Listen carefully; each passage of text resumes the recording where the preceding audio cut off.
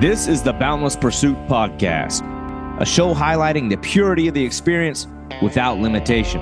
Each week, we'll bring anglers as diverse as the fish they chase, whether it be from your backyard or your bucket list. Freshwater, saltwater, conventional gear, or fly. We're bringing stories and perspectives from fishermen from all walks of life, from across the country and globe. In the digital age, authentic communication and networking is critical, and I'd love to hear from you about show suggestions, potential guests, or general feedback. And you can reach me at boundlesspursuitfishing@gmail.com or at my website, www.boundless-pursuit.com. That's where you'll find the entire collection of written articles, podcast episodes, and media. I deeply value the feedback, ratings, reviews, and support of my listeners, and I look forward to hearing from you. I'm your host, David Graham. Now let's get on to today's episode. My guest today is an awesome angler and adventurer based out of Atlanta, Georgia.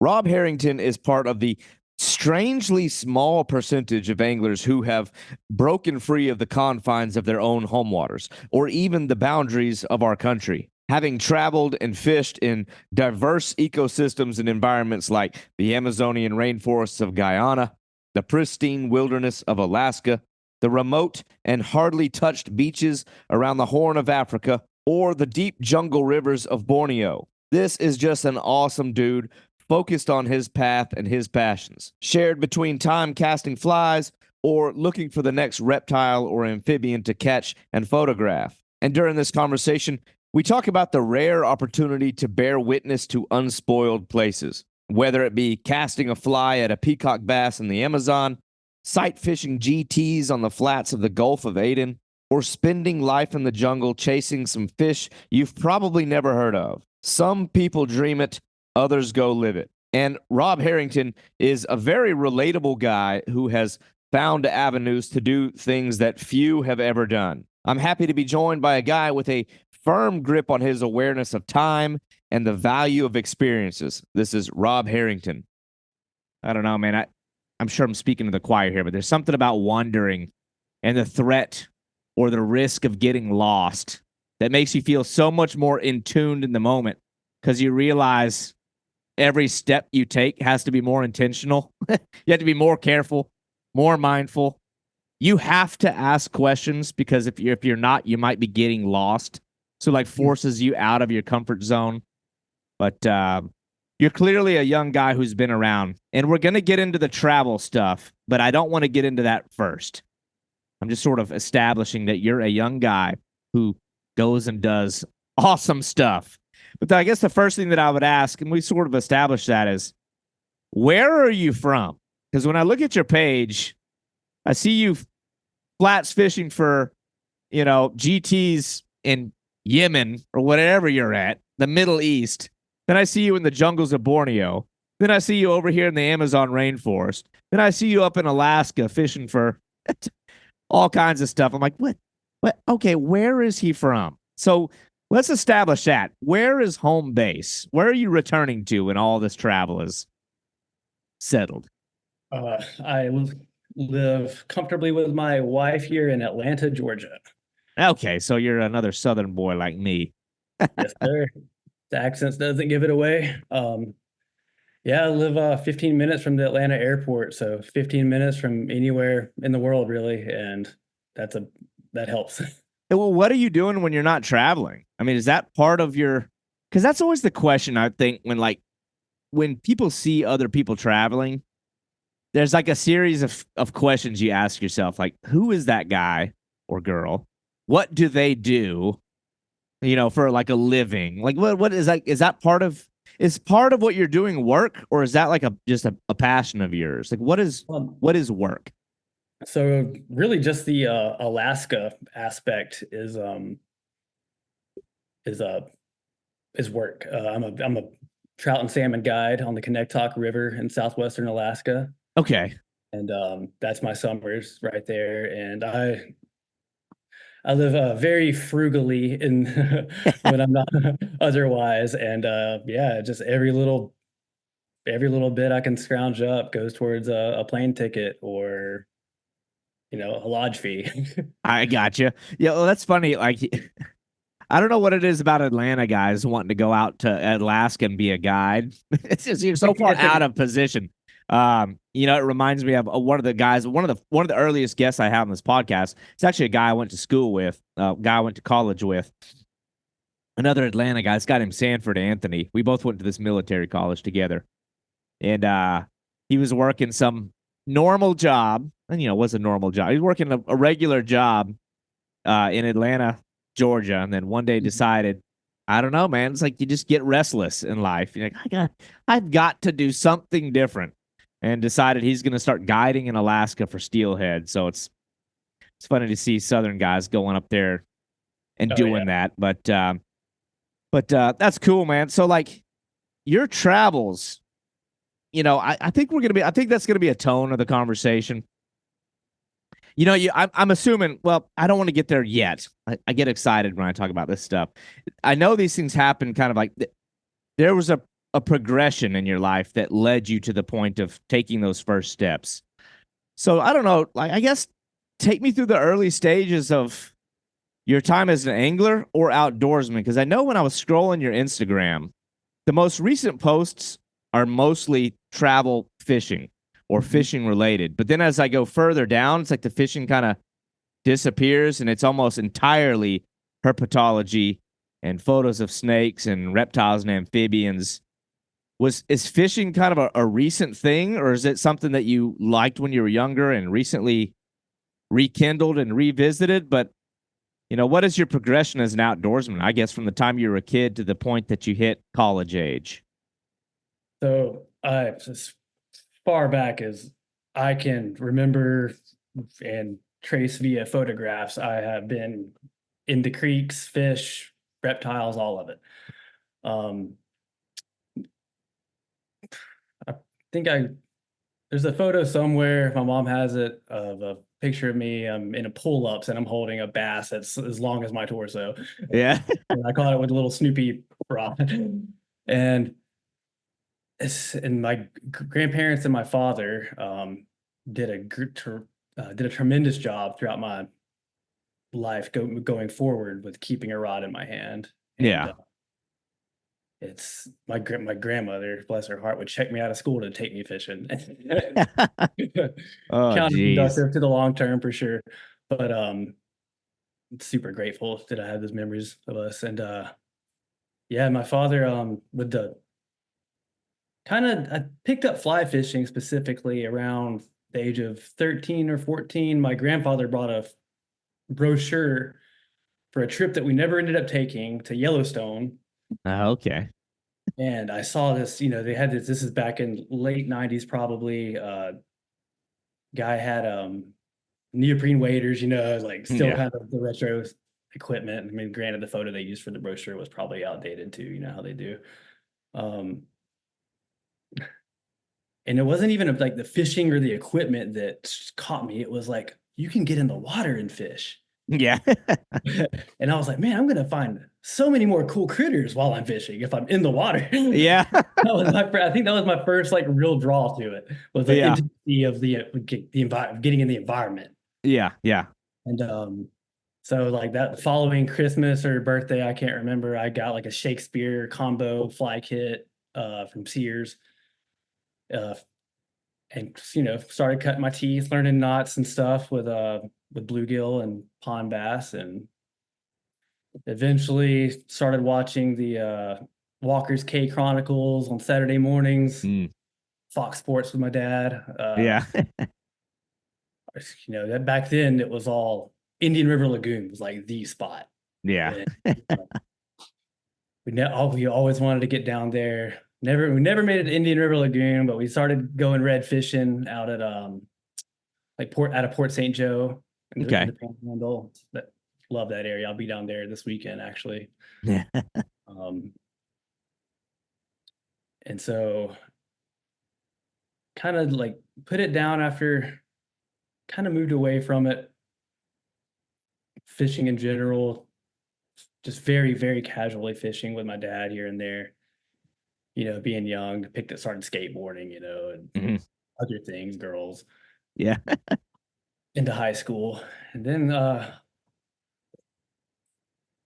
started trout fishing into college, getting really into the trout. Um, and the snakes have always, this whole time, snakes have always been there. Yeah. Yeah. Uh, so Now, are you in the Atlanta area, born and raised? no, Yeah, you're no, in Georgia the I'm whole time, or yeah, I'm Georgia and Alabama. I was born in near Auburn, Alabama, okay. and grew up right next to Fort Benning, Yeah, Georgia. I'm like chuckling while you're telling me the story because one, it's relatable to my own origin story, but there's like now that I've done enough of these conversations with different anglers, like you start to notice patterns no matter where the person's from geographically. I know this is going to sound weird, but there's this strange parallel that I've noticed between skate culture and like guys that favor, I don't know, doing things out of the norm in fishing. Like when you take a guy that gravitated towards skating and then you put them in the outdoors. I don't know if it's not that skaters are rebellious, but like I went through the same thing. I was really deep into skate culture when I was a young teen, but I phased out of it. But it's still, I think it's the natural character types who get into that kind of. I don't know. It's like you have this like want to go against the grain. I don't want to Mhm. paint a picture that skaters are these guys that are rebels who don't listen to authority, but there's like a little hint of that. And something about that when you take that and you put that person into the outdoors, you start venturing outside the parameters of what a fishing's supposed to be. Oh, for That sure. that postcard image of an angler sitting in neoprene waders and you have to fish for bass, bluegill, trout, walleye. But then it's like, no, there's other stuff out there. Even the same thing goes. If you listen to any of my early childhood stories, before I ever picked up a fishing rod, I was the snake guy. I loved reptiles, amphibians, still do to this day. It took a little bit of a backseat, but to this day, like if I'm fishing and I see if I see a snake and I can grab if I can get my hands on, I'll try to catch them. But it's just weird to tie those things together. That Yeah, for sure. interest in that interest in reptiles and amphibians translates over to fishing, to where you're like, well, what else is out there in the realm of fish? I feel like those kind of guys end up becoming multi-species anglers, or guys who are involved in skate culture for whatever reason. I don't know what it is. It's like they're more open to doing different things in the realm of the outdoors. But I apologize because now I feel like I threw you off of where you're going, but like I had to cannonball in there. I think not. I think yeah, you're definitely onto something. I think skateboarding inherently, you look at a stairs and you think of what trick can I throw down this? Your mind starts working and Yeah, brings out a sense of creativity. And I think that uh at least in my case, what little bit of creativity I do possess, I definitely uh shifted that towards fishing as well. And yeah. Well, there's also like the risk taking element. Like you know, I don't know. There's a boldness that is required of you to want to even go off those stairs, but there's also finite technique that you have to learn to perfect it. And I don't know. That probably can I be never did applied, quite. or yeah, I mean that those kind of little things can be applied and transitioned across all kinds of spectrums. Whether you're a musician, whether you're an artist, whether you're a builder, whether you're a woodworker, um, you can kind of tie a lot of those things into fishing, fly tying, a lot of the artistic side. Yeah. Artistic types of people normally favor fly fishing, for whatever reason. But yeah, that's interesting. So it sounds like at some point you started like you got into fishing. Maybe it went away for a little bit, Mhm. and then did it just? When did it come back? Was it like you sort of left home, ventured off on your own, and at some point it just came back around? I would say about 2015 or so, I started to picking up the fly rod again and buying new, updating my gear a little bit, Yeah. get back in the creeks. And then honestly, man, my father passed away in December of 2019, and that's really what did it. It's Yeah. he had so many things that he wanted to do. He died at the age of 54, and Oh, okay. he had so many things he wanted to do: fishing, hunting, like all places, destination stuff that we would say we would one day do together. Mm. Never got to do it, man. And really, since then, I've just been living for the day, Yeah. so to speak, and just you know, and even guiding in Alaska, I see so many guys that you get the trust fund people that they go every year and have since they were kids, and that's their summer is a week in Alaska. And then you get my favorite guys are the blue collar dudes. It's their once in a lifetime trip. They Yeah. saved up for a decade to go fish for a week. Those are the dudes that soak up every last second of it. Yeah. And then you get the retirees that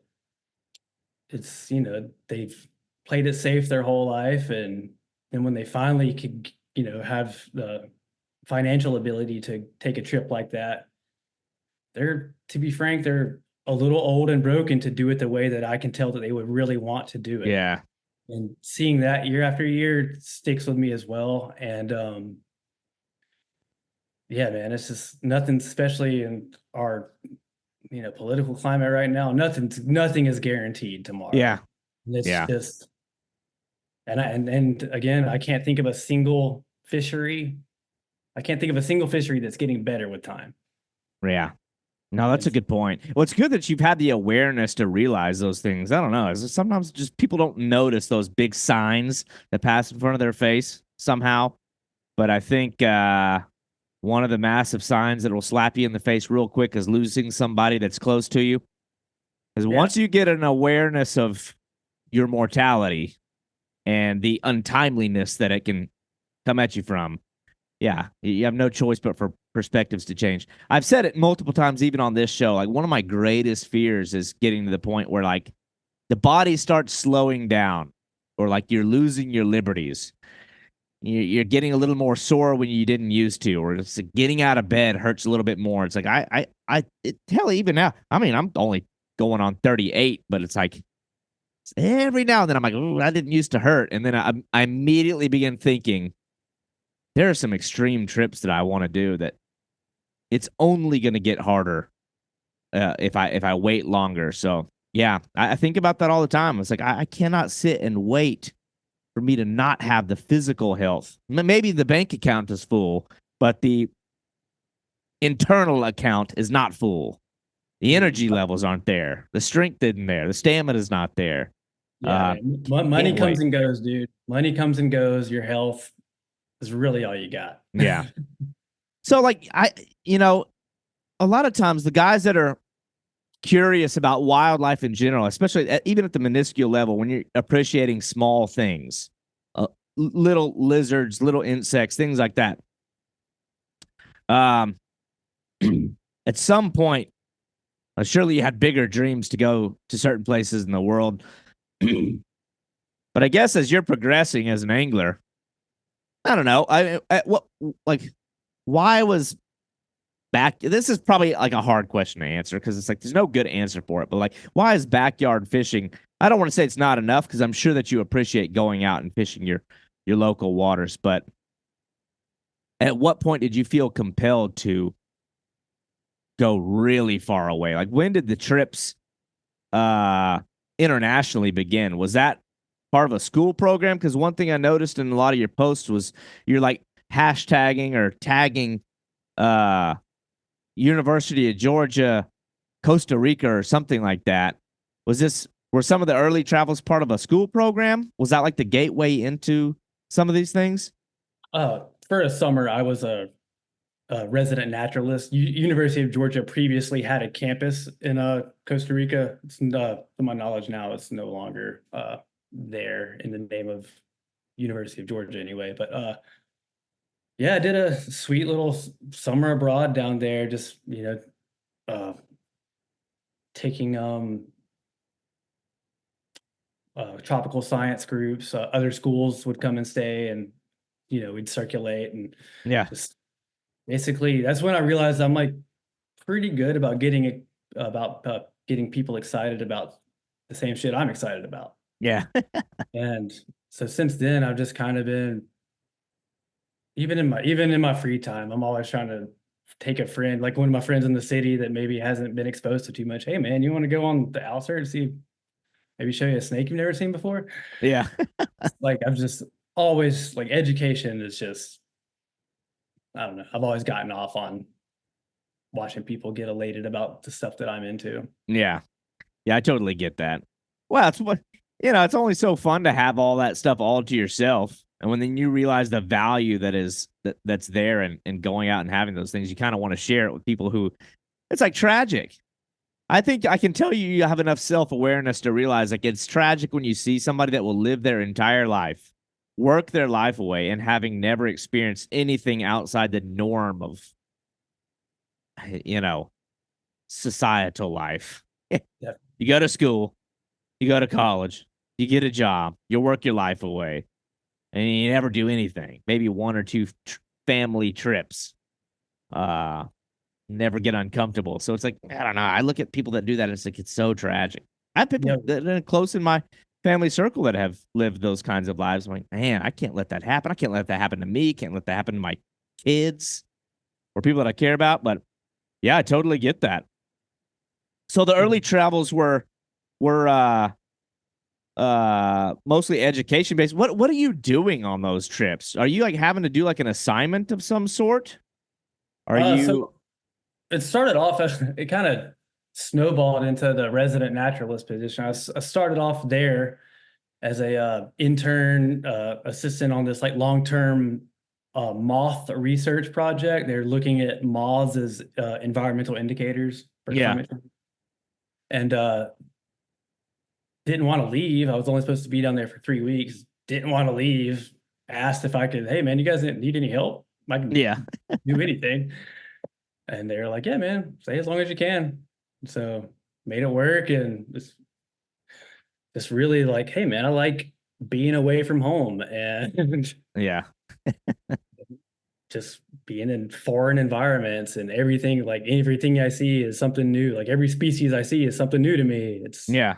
something I've Wa- only seen behind glass. It's And was this like a school funded thing? I mean, is the school paying to send you on these things, or are you having to Oh do? no, no. This was I was getting paid in free room and board and meals there basically. I was just, you know, Yeah, getting paid in the lifestyle basically. I gotcha.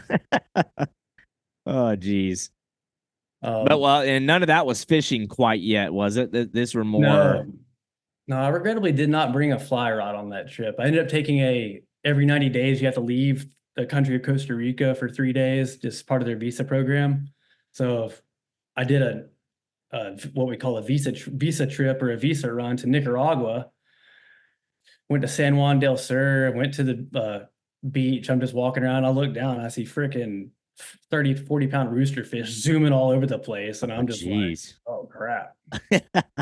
So I know there's rooster fish in Nicaragua now, at least. Yeah.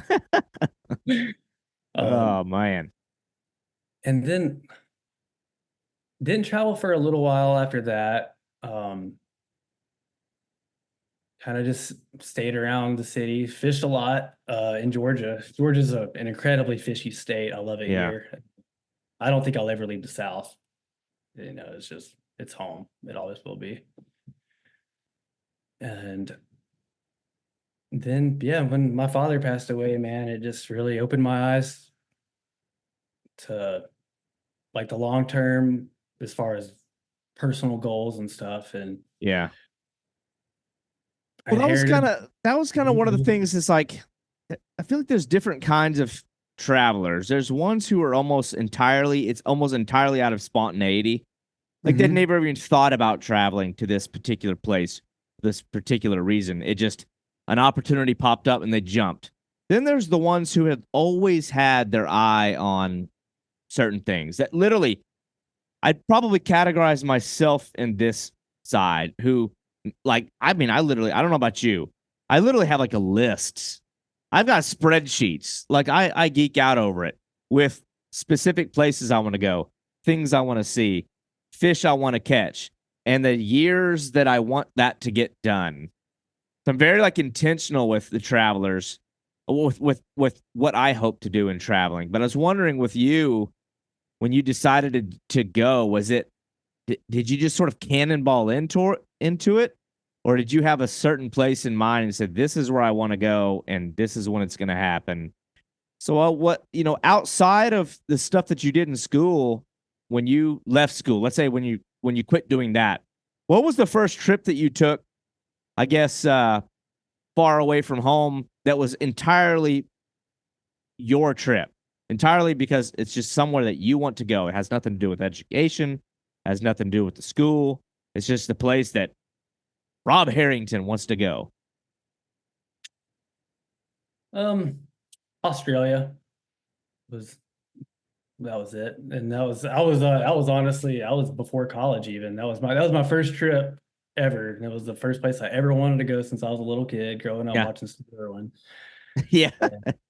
Yeah, graduated high school. My granddad just, there was honestly just because of the kind of student I was, there was a will he, won't he moment as far as graduating. Yeah. Just purely based on applying myself. Just I'd rather go skate and chase chicks and do homework was all it was. I have the mental capacity for it. Yeah. But and so he kind of like dangled that in front of me, and then when I graduated with flying colors, after that, they Okay. So were like, this oh was like an crap, we got to take Rob to incentivized. Australia. Yeah. So we did a 3-weeker over there, and that was phenomenal. Took a fly rod. That was my first fish that was outside of the U.S. was jungle perch in the rainforest. Okay. It was really cool. That's awesome.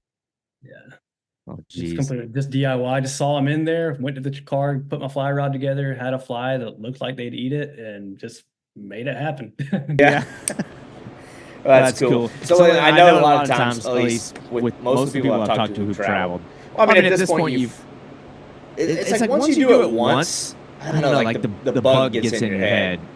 It's It's like, like, oh oh my my gosh, gosh, this this is is all I all I want to want to do. do. I I got to got to do do this this at at least least at least once a year yeah, for the for the rest of rest of my my life. life. Yeah, that's where I'm at now. I'm kind of like I think I'm slowing down a little bit as far as like fishing, 200 days or more a year. Hmm. Mhm. Slowing down a little bit from that, mainly because of the wife.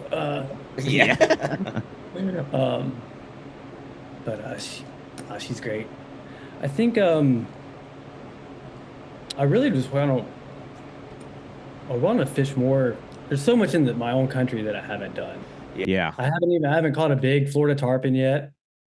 I haven't either, and I live here. Yeah, It's such a shame. yeah. I've I've seen them. I've hooked one, hooked a really good one off the coast of Georgia.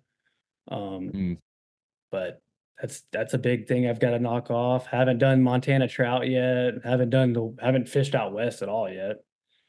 yeah. And it's just I haven't either. Well, that's the crazy thing is it gets fun to dream about all these places and the different parts of the world, but the United States or even North America is so diverse as a fishery, just as far as landscapes, different topographies, different kinds of fishing, the cultures of fishing from north, south, east, west. Yeah, I get that. It's like part of me feels almost guilty that I have bypassed some of the amazing fishing we have here so that I could go do these other things.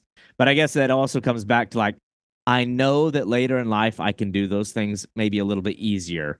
Also, I just have no idea how easy it'll be money wise or health wise to go and do those things. Um, but yeah, yeah, I totally get it.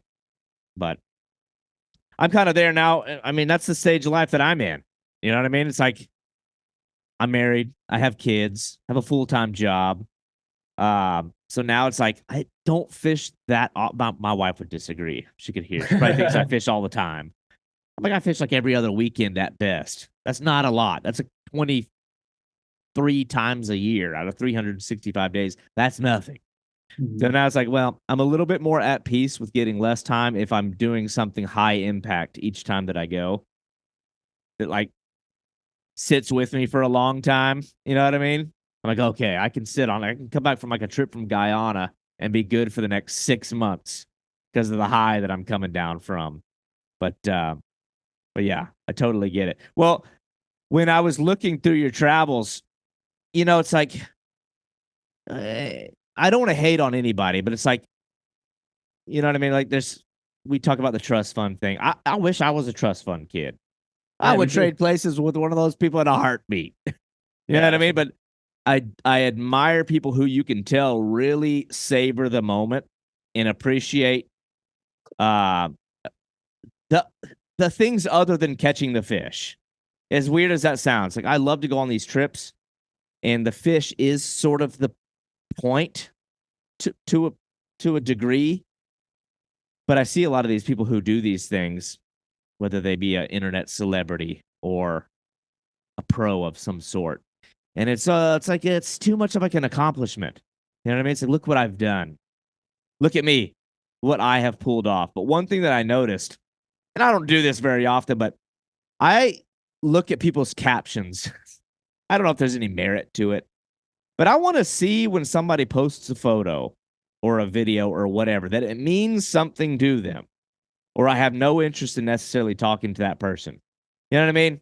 It's like, how much does this trip really mean to you?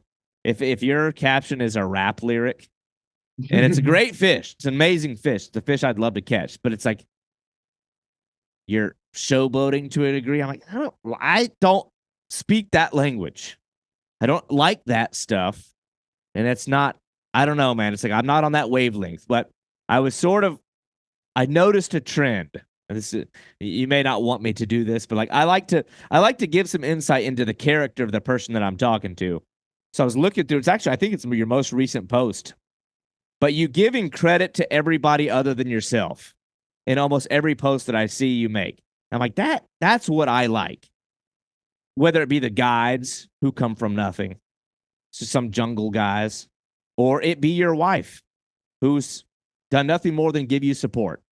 The people who give credit to everyone and put themselves last. I love that. So I was reading this post of yours. I'm like, I like this. This might even been why I chose to have you come on the podcast.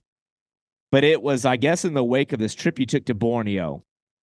And I guess after we read this, I want to get into the Borneo thing. We'll get more specific with storytelling because that is a scene of fishing that I'm really interested in.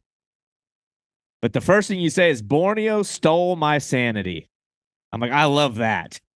When a place literally drives you crazy, or it's so deeply impactful that it's like you lose sleep over it. It's all you can think about. Borneo stole my sanity, my health, and my heart. Traveling halfway across the planet to fish an endangered river for a fish that is virtually unknown to the Western world of fly fishing was a surreal and unforgettable experience that also served as a lesson in preparation and reconciling expectations with reality. I'm like, dude, you can write. I love it. As soon as I saw this, I'm like, I hope this guy's blogging. I hope this guy's writing articles. Like, I don't know, man. It's like that is a big thing for me. When I am feeling high in emotions, I immediately start writing it down because I'm like, I want to capture the way that I feel now before I start forgetting it so that I can reflect back on exactly how I felt in that moment. The podcasting is kind of cool for that. I can do that a little bit, but I love writing. I love blogging. So I don't know if that's something you're into, but you got a way with words. The place just oozes with biodiversity. Things I've only seen in zoos, botanical collections, and other artificial settings. Now, I don't know if I'm going to pronounce this right. Our Dayak? Dayak is what Yes. is it? Our Dayak guides are far and away the most skilled woodsmen and boatmen I've ever been in the presence of, constructing our entire camps in a matter of hours with forest materials sourced on site and navigating class 4 rapids upstream in longboats outfitted with a 2-stroke Yami, Yami longtail loaded down with our gear. Dude, I'm getting mental images here. Yeah, man. Like, and I'm not even done reading this, but like I've noticed this trend sometimes with guys who go and do these trips, and they don't give credit to those guys. I'm like, Oh, man. without those people, you're dead. Definitely. Like I would, yeah. you're dead. One or I at least one time would have been I dead without those guys. they're the guys that I met in some of the places that I've been that have indigenous skill sets are the greatest human beings I've met. Like I like you realize real quickly, like their egos have to get left at the door when you go on these trips. Your skill set means shit. You're Oh, dead out there without these people. At some point when you get far enough away from home, you have no choice but to be humble and realize without local knowledge, I'm doomed. Okay, you might catch some fish, but I remember feeling so I don't know, man. It's like when you watch the guys that have the indigenous skill sets, uh, and they're putting you in front of the fish. They're giving you the opportunities. And when I see people who go and do these trips and they don't give the credit, I mean, I guess that really exists anywhere where you're getting help from any guide. Uh, I don't know. I get real bothered by it. I've even seen videos where people who disrespect them or show up and don't put in the work. It drives me bonkers when I see. I've watched these videos and I got so angry one time. I was watching a video. I'm going on tangents, but I feel very strongly about this. I watched this video of these guys, and I think they were in Guyana. They're somewhere in the Amazon, and they had to cut their way through. It's dry season. The river's low. They're trying to get to these lagoons, but the channels to get into the lagoons are. You've been there. It's a tangled mess. It's a tangled mess. You don't just leisurely ride your way in there. You might have to cut your way through. You might have to carry the boat, disassemble the boat. One guy's got to carry a motor. And I watched this video one time where the guy sat in the boat while like their indigenous guides carried the boat basically across dry land, sitting in the boat. I'm like, you have just represented yourself, your country, your culture, your family so poorly. And I don't think these people even care. That was what I noticed is I showed up in like Guyana and everywhere I've been wanting to represent my country and myself in a manner that they would appreciate. And I don't think they cared because working is normal. It's not an accomplishment to them. That's not. You don't deserve a pat on the back for putting in work. It's normal.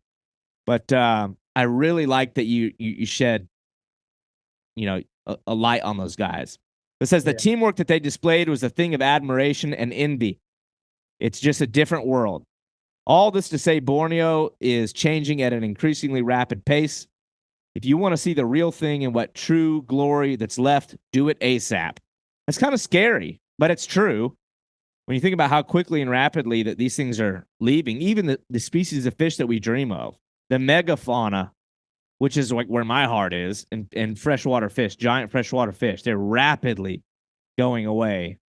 It's a place where every decade leaves it more scarred and less biodiverse than the last. Don't sleep on Borneo. Then you start giving all these shout outs to all these different people.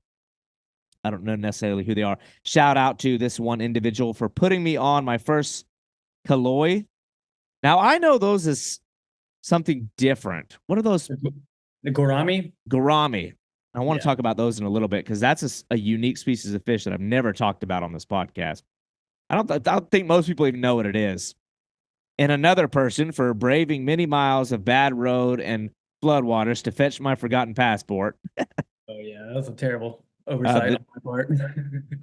Oh, wow. So the documentary showcasing this whole trip should be out this summer. When did you post it? Is it out yet? No, he says it should be out. This further into the summer, probably June, I think was when I was last quoted. That's what I want to see. But anyway, man, I noticed, and I'm not going to sit here and read all your captions, but I noticed you've multiple captions, multiple opportunities that you've taken in a lot of these posts where you're the guy holding the fish. You know what I mean? Like you're the thumbnail. You're, the showcase person, but you don't take the opportunity in the caption to put it about yourself. It's a turnoff to me when I see people do that. To each their own. But you know what I mean? I think it for what it's worth, when I saw that, I was that's what it's all about. going and like I can tell that the experience being out there for you is more than just the glory shot holding the gourami, the kaloi, the whatever that other thing was. It like looks like a masseur of some sort or a barb of the barb. Yeah. So I thought that was really cool. So anyway, that I thought that I thought it was important during this podcast to at least showcase some character there. You know, that's the kind of stuff I like to see. So I do have people who come on here, like I mentioned before we start recording. They're like, "Oh, well, you should talk to this one guy. He does the same kind of fishing, but he's way more popular." I don't care about that. You know what I mean? It's not important to me. Yeah, when you reached out to me, I was like, "Really, me?" Yeah, because there's a lot more people out there like you that don't have 500,000 subscribers. Yeah, that aren't. You know what I mean? It's like I can't look. You know, there's got to be some relatability, but I do want to know more about Borneo now that I've rambled and eaten up all the airtime. I want to know about the Borneo trip, specifically those gourami. Tell me about how that trip came to be, because that one's like, I don't know where you find the pamphlets for that. You know what I mean? It's like you had to probably tie a lot of strings together to even put that trip together. So just, I guess, walk me through that experience.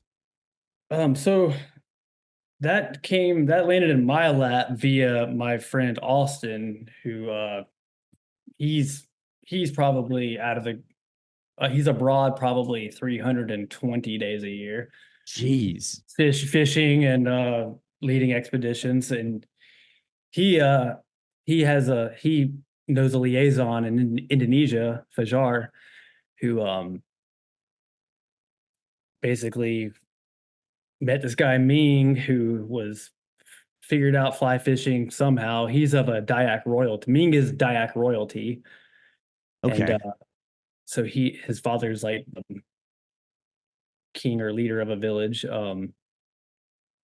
He saw fly fishing on YouTube, went to I believe Singapore to figure it out, learn how to do it. Then came back to Indonesia. Was the first person to catch this what we call the red kaloi, or giant red gourami, on fly. And he's got his since then he's got him dialed. He knows the hook, the right hooks, the right flies, the right presentation. He knows how to catch these fish better than any one man on earth. And yeah, he's working on building an expedition, an outfitter, so to speak, out there. And seems like it's going pretty well. I've seen like there's people over there right now, and he's still leading trips. So how did the connection get made? Like, how do you like the two people who got in contact, or maybe you don't know? Yeah, I believe Austin talked to Fajar. Austin had been 2 times before me. Okay. I didn't take much convincing, just because Borneo has been one of those dream spots for me. Like all he had to say was Borneo, and I was like, fishing or not, I don't care, I'm in. Yeah. So yeah, made it there. Just, it's the only fishery that I can think of. It takes 6 days just to get to the fishery. Holy cow. Yeah. Well, what is the travel like? Walk me through that. So you're flying into where, and then to where, and then to where? Like, what is the path to get to the water? For us leaving from Atlanta, it was Atlanta to Istanbul, then to Jakarta, over, and then like most of these. The reason for the long delay in getting there is just long layovers that are typical of those far international flights. And so then we overnight, spend I think 2 days in Jakarta, which helps acclimate to the jet lag a little bit. Yes. And then from there you fly into a smaller town, Balikpapan. From Balikpapan, it's I can't even remember. There. Yeah, man. From Balikpapan we get on another smaller flight further into the interior. And then it's I want to say a 6-hour 4x4 trip on some pretty gnarly back roads to get to the village. And then we spent one night in the village, very small river village called Narrabungan. Yeah, and then we go upriver for half a day's trip, and we just hacked out a spot on the side of the bank and made camp. Yeah. What That is so crazy. Well, like, because I know, at least to a degree, like, especially when you're first leaving the United States, you get so used to like how structured and organized things are. Like, even when we think it's not structured and organized, but then you get over to some of these other places where, if they don't feel like picking you up, you're waiting till the next day. Or if the other guy just offers them, or if whether or not you've prearranged for it, another guy could swoop in and offer more money, and then there goes your reservation. That's just the way it works, man. Yeah. Oh my God. Reservation over there is just purely a suggestion. Oh, jeez. Yeah, so you're just kind of going with the flow, I guess. At this point, you're probably open to the fact that speed bumps will happen, or proverbial forks in the road will happen. Yeah, but go back to the losing your sanity. Yeah.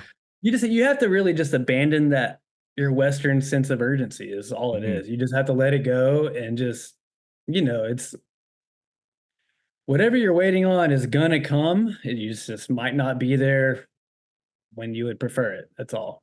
Yeah. It's gonna happen. Things work out. They do. They have a way of working out there. You just throw your watch away, man. So what are the accommodations like when you pull up on the bank? What is the comforts like? What does camp look like? This particular round, we had tents, which honestly I wish we didn't even have. It was just, so humid inside of a tent. Oh yeah, right, dead on the equator. Yeah, we had tents and a nice little air mattress. It's pretty solid, man. I was comfortable. It's the worst thing, or the most uncomfortable thing I would say, is mud, daily rains, and wear Crocs. I made the mistake of bringing some like sandals. Crocs Crocs were definitely the way to go. And then also the insects, and not the biting kinds. The no-see-ums there were a little annoying at times. Mosquitoes were negligent, although come to find out, I did contract some mosquito-borne something. We'll go into that later. But bees and wasps were ever present when you're in camp. It's just, I think, all the new smells, from our sweat and meals being made, it really draws them out, and they land on you and they just want to lick your sweat. But the moment that you forget what it is that's crawling on you and you go to swipe it, or on your shirt, they zap you, and it does not tickle. And they're little, what we call sweat bees here, that almost don't sting at all. They feel like yellow jackets over there, man. Oh gosh. Well, that's always the first thing people wonder about, like when you talk jungle environment. What about the bugs? What about the bugs? That's what they said before I went to like Guyana, and there were no mosquitoes. I don't know what your experience was in Guyana. I know you've been there as well. I mean, we didn't see the first mosquito the entire time. They were there. Did you meet Roven when you were there? The guy? No, I know who Roven is. I went with recovering from malaria when I was there. Oh, geez. Well, I must have been lucky. I mean, I was on the similar area where he operates, but no, I was with Adventure Guyana, not his, not Rewa. Oh, not Rewa. Gotcha. Okay, yeah, not Rewa. No. Gotcha. But I don't know. Maybe it was a time of year thing. But anyway, yeah. So that's always the big thing, is like the concern over bugs. I mean, what preparation did you bring? Had you like taken medication, or did you just like, I'm just gonna bring some off spray, or are you just like, I'm just gonna hope for the best? I usually just hope for the best, man. Yeah. I tend to like stay away from deep anyway. Just, I'm always grabbing amphibians and stuff just compulsively. Yeah. So it's not great for their skin, So I just, at most, I'll spray like the backs of my hands, just to keep them off exposed parts. But well, I get convinced that like there's almost no way to keep it off your palms. You're gonna rub, you're gonna forget. And then as soon as it's on you, now if you handle your lures, if you handle your flies, if you handle your bait, game over. 100%. Well, maybe the fish will still bite, but I'm so convinced that if you get bug spray on a bait or a lure, you're done. Oh, on your line. I've seen deep In the milk line, yeah. in Alaska, man. And then Alaska, I think, has done a great job at like toughening me up against mosquitoes just in general. Yeah. Which is funny I'm because usually the like last to complain. somebody naive, maybe even myself. I mean, at this point, I know about the bugs in Alaska, but I feel like people don't envision. You think about a mosquito being like a southeastern, marshland creature, not something that lives up in Alaska. Oh man, But I've heard nothing but horror stories about Alaska mosquitoes. But I call them caribou killers. yeah, They have the ones up there. They have the extra long proboscis because everything they feed on has super dense fur. So they can damn near get you through your Gore-Tex jacket, man. yeah. Well, what are you eating in Borneo? I'm guessing you didn't pack a bunch of nice meals. Were you just eating bush meat, or did they bring? What are you little eating? bit. It was a lot of ramen, just based on geography. Yeah. A lot of rice was a staple, and a lot of river fish, which I know we had chicken, but they would mix it up with river fish, or whenever they got low on the chicken, they'd start going out catching more fish. And but man, those Asian fishes are incredibly bony. Like all of them, man. It's just like in what little bit of meat you could extract from the whole these are like 10-inch, 12-inch fish that they were cooking up for us. Yeah. So not the best cuts, but what little bit of meat you could get unobstructed by bones was fantastic. Some of the best freshwater fish I've ever tasted, but the bones were so dense. It was like, man, if I get a bone in my throat way out here, yeah, I might actually you could die. Like, yeah, just be very uncomfortable for many, many, many hours. And so I kind of would just go vegetarian whenever the protein got low. yeah. Kind of stayed away from the fish the best I could. Well, what is the fishing like? What does the fishing look like? Because I noticed in some of your photos and even a couple of videos, I think you were tagged in, that look like even in the smaller rivers, it looked like high current. Like it looked like the water's moving.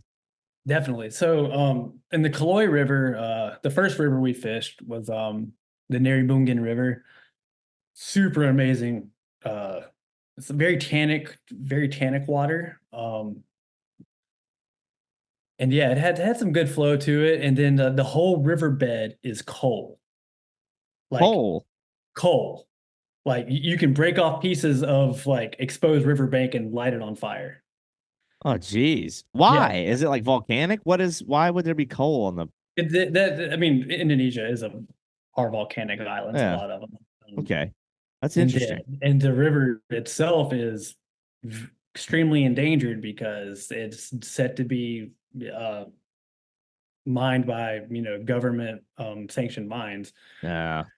And so we were already seeing like flagging tape and some smaller artesian mines set up, and it's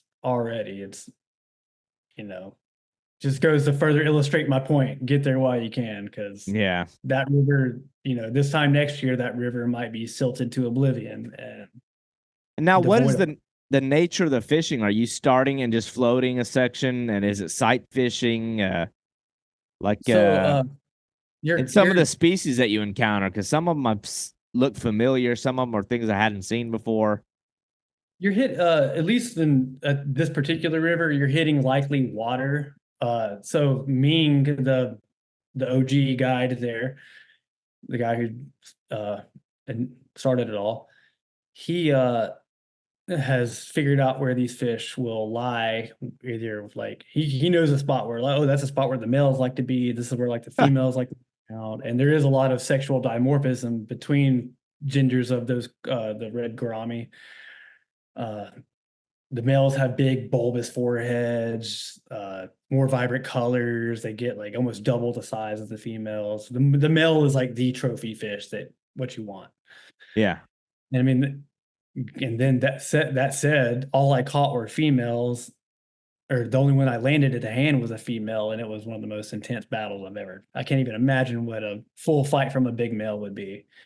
And we're fishing, I don't know if you're familiar with like fly rod weights, the like To a 6 weight. degree. I'm what you would consider me an amateur at Okay, best. I took 8. I was fishing 8 weights. So Okay, I basically would have same figured thing. looking at that maybe around a 7 weight on because I will want you to describe what they look like because like when I look at it, I don't even know what to relate it to. It looks like a tilapia with a big fat head. Like I don't even like it looks like are they cichlids? Like are they in their own family?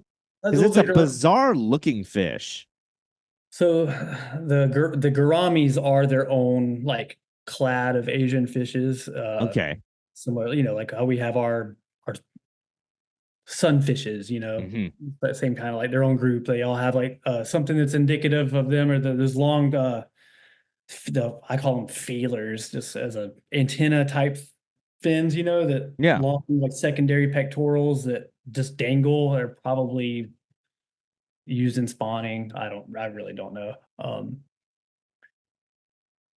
They're the smaller species are really common in aquarium stores.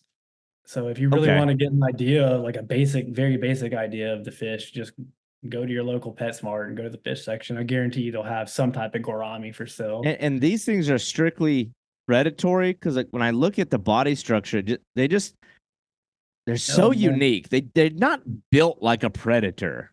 So they're built like something that would eat nuts. Like they look. No, totally. They are. I'm really glad you said that. So the fly imitations we're throwing for these fish are big foam roach patterns. Okay. So you're slapping them down, trying to make it sound like what the guide will say a roach will sound like when it hits the water. I quickly picked up on that. I don't think we're imitating, like, occasionally a fish is probably taking it as an insect. I think they're taking it as a nut or a fruit falling. Sounds like a pacu. They're even kind of shaped like one. Totally. Absolutely, man. And I think they're taking these floating flies as like some of them are almost certainly interpreting them as like vegetation of some sort. Yeah. And I got to witness, we were there in February is for that region is like fruiting season. So the whole time we're there, like durians falling down, all these rambutans, all these little nuts and fruits are constantly dropping into the water. And we would see these colloid rise to that. You'd see a wake, you'd see a nut fall in the water, you'd see a small wake behind it, throw your fly over to it, wait a couple seconds, boom, it stuck under. That was really cool to see. And so yeah, just that was a whole other thing. Is we're targeting at minimum an omnivorous fish, which is new for me. I tried to catch pacu unsuccessfully in Guyana. They just went around when we were there. I mean, are you getting a lot of shots at these fish, or is it like one of those things that you get a small handful of shots at them and you have to make it count? Or like, are they everywhere? Like, are you sight fishing for them, or just trying to attract them to there were a few cases where I actually saw the fish before I casted, but like I previously said, you were casting to like areas that like a likely lie. Like the spot, you're like, okay, like that looks like where one would be. Just put it in there. So basically, like where any little foam line or a leaf line from where the current would like, take the leaves and like take them down the river, they'll sit in that and feed like a feeding trout almost. It's so bizarre. Yeah. And they fight like a grouper or something, like how a grouper will immediately want to take you into the rocks, the reef. These are trying to take you into the plethora of submerged timber that's down there. Okay. There's a rainforest river. Trees are constantly falling in. And we were using straight 60-pound fluoro leaders with 5/0 saltwater hooks, like these flies tied on 5/0 saltwater hooks. And they were still snapping them and straightening hooks, man. It's insane. Yeah. Is it a toothy fish? I mean, they have a dentition. But it's definitely not a predatory dentition. Looks like a pacu, something that's used for crushing open exoskeletons or nutshells. Yeah. That is so crazy. And I noticed in some of your pictures, I think I don't know if you're in the same I don't know if you're in the same rivers, but or if they're bycatch, but I saw snakeheads and like I said, those moss ear thing, or is that two different areas? So I caught my Messier in a very different area. We went to Okay. a very different region of uh, Borneo, or it's still in the state of Kalimantan, but a very different type of river. We were in like a cloud forest river where we were catching the Messier. Very like freestone, big boulders, gin clear water. Yeah. But they're Something. predatory as well, even though like they look like a cyprinid, like they look like a carp, but they're happy. Hey, I haven't looked into it. I need to. There's a very expensive book on the evolutionary breakdown of Messier that I've been meaning to get, but they have to share a common ancestor with a carp somewhere, man. Yeah. They just went, carp went the bottom feeder route, and Messier went bottom feeder with a side of meat, like Yeah. chasing down fish. Like, yeah, there's something else, man. Yeah, that's cool. Well, what about like the ambient wildlife? Because Borneo seems like such an interesting island. Is that where like I had another guy on here, another Florida guy who went to, gosh, was he in Borneo? He definitely went to Borneo, but I think he went there just to find orangutans and stuff. And then Yeah. he went. He's actually really into the herpetology stuff too. They went to catch wild king cobras What's his name? somewhere near there. You know his His name? name's Elliot Totten. You'll have to look him up. He's an awesome guy. All They right. call him 239 Tarzan. He's got like this long hair. He runs around. Yeah. I think we follow each other, man. Yes. Okay. Yeah, I had him on and he was out there, but they didn't do any fishing. But I was familiar enough with the Borneo to know about the gourami, but it's like I didn't even bring it up because it's like it's one of those fish that like you got to be really in the know on fish to even know what somebody's talking about. But I hadn't heard the term kaloi. I guess I didn't know the local name, the regional Yeah, name. Kaloi is what is their name for them, the But Indonesian name for them. yeah, And gourami, I think, is just the generic, like, that's more like the pet trade, aquarium yeah, trade name. totally. Well, when I saw that, I admired that because I know that that's kind of considered. Matter of fact, I've seen a lot of photos of your buddy Austin. I think he might have been some of the first photos. He's the guy with like the blonde curly hair, right? Yeah. Yeah, I think his Wow, photos man. of one might have they were making their rounds a lot. So he's one of the first guys that I saw out there intentionally going to fish for them. Mhm. So I thought that was pretty neat. But Yeah, I think they, like, the guide said that I'm probably like the 13th or 14th guy at that point to land one on fly. that's wild. It's so weird to think of in like the fishing community, if you want to call it that. What that encompasses so many millions and millions of people across the world. To be in a to be in the company of few in a sport or pastime that's big is like a weird thing. But Definitely. it's a humbling thing too. So when I saw that you'd gone there, that's cool. But it only scratches the surface. I know you've done some other trips. We can briefly touch on some of them. Guyana, I'm familiar enough with, so it's like not that I'm not interested in it. I mean, I see behind you the the famous bird of Guyana there. Yeah. Uh, but then fly fishing on like the flats of where were you at? Djibouti, Yemen, Yeah. Djibouti, yeah. one of those areas. Never been to Yemen. Probably won't be going there for the foreseeable future either. Yeah. Love to go to Socotra though. Was that another one that just sort of like I don't want to say fell into your lap, but somebody I'm telling you, that's the difference. It's like when you get these offers to go and do things, and then there's like this internal struggle, like there's a mental hump. It's like some people just find a reason why they can't, and Yeah. other people just throw caution to the wind and go. But was Yeah, that one that was like pre-planned way in advance, or did you just kind of cannonball into an opportunity that fell into your lap? I would say the latter, more or less. I planned it with Austin. We wanted to both do something, something that not many people had done yet, something, true adventure. And Yeah. we just he actually found it. He was like, he's like, what do you know about Djibouti? And I was like, I know it's hot and I know it's far. And it's fun and it's fun to say. Yeah. Yeah. And I was like, do they even have, like, I didn't even know they had a coastline at that time. And then it's got a little bit of coast, but what little bit of coastline it has is very rich. Mm. Yeah, we were the first Americans to go there with fly rods in 2022, 21. I have to look. Is getting around like I've looked at that coastline, just you know, I peruse around on Google Maps when I should be doing something more constructive. But I like look around, and maybe I'm looking at the wrong areas. But basically, everything west of like the Horn of Africa, and it just looks like no man's land. I'm like, where are you staying? Where's the food? Okay, are you talking to people who can speak a common language? Hey, Like, how are you these getting all, around? Did these y'all are do all it? questions that we ask ourselves like while we're there. So Did you DIY it 100%, or did you have like local knowledge, like some guide or person you could attach yourself to, or was it like let's just show up, rent a car, and like hope we're not breaking the law?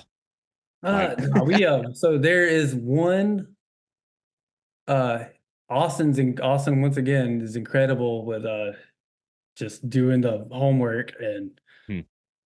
he found a liaison. I believe they were Canadian. Don't quote me on that. Ex-military guy that just ended up staying there, and huh? because the U.S. has a military base there, and most Americans that I meet that are familiar with Djibouti are present or former ex-military or ex-military. It's one of the only countries where China shares I think China and U.S. have a base there, so it's tense. Like you don't walk around the city with cameras and stuff. They'll like confiscate your shit. Oh, geez.